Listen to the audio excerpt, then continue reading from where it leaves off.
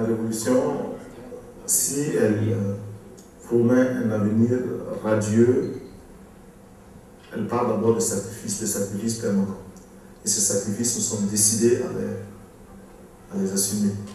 Et nous formons quotidiennement notre peuple à les accepter. Nous savons qu'ils sont lourds, très lourds.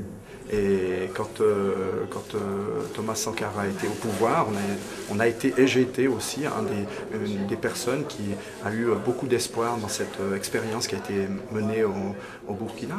Et pour nous, c'est relayer cette mémoire-là, ces paroles-là, et tant que ces paroles seront relayées, l'esprit du Burkina et des peuples des hommes libres continuera à exister, y compris en Europe. Votre duplicité est incommensurable. Vous n'avez pas vraiment condamné l'apartheid. Comptabilisez-vous le silence comme un. Vous vous gargarisez de coopération. Qui sait si nous n'en avons pas notre ration?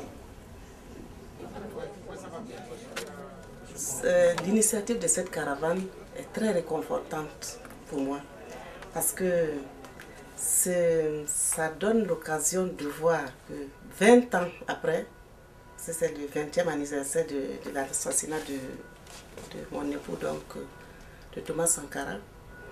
Et ces personnes qui sont dans la caravane vont partir dans plusieurs pays pour faire connaître le message que Thomas a porté au Burkina.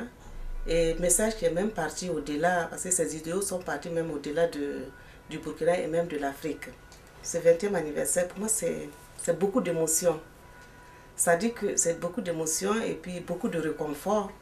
Parce que je vois que ce pourquoi il a lutté, ce qu'il a voulu faire comprendre, est quand même passé. Mais il y a cette singularité.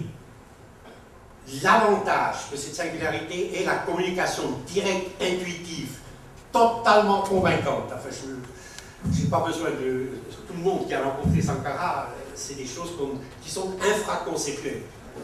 D'abord que cette mort est annulée par le fait que dans Genève, qui est loin de l'Afrique, qui est une des métropoles du capitalisme le plus sauvage, eh bien une salle entière se réunit le soir, d'abord pour saluer la veuve du président Sankara, ce qui prouve qu'il y a une résurrection qui est en cours, que les assassins ont raté leur coup, ils n'ont pas réussi à tuer Sankara. Et cette caravane, qui est quelque chose de magnifique, parce qu'elle montre le mouvement de l'histoire.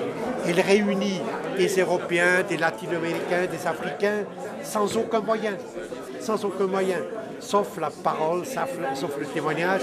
Elle va aller jusqu'à Ouagadougou.